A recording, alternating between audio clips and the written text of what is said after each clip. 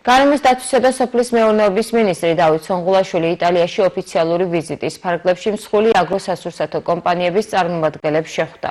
მხარეებმა სხვადასხვა მიმართულებით თანამშრომლობის საკითხები განიხილეს. განსაკუთრებული ყურადღება დაეთმო აგროწარმოებაში თანამედროვე ტექნოლოგიების, ხარისხის და წარმოების უსაფრთხოების მაღალი სტანდარტების დანერგვის, მართვის გაციფრულების პრაქტიკების გაზიარების მნიშვნელობას.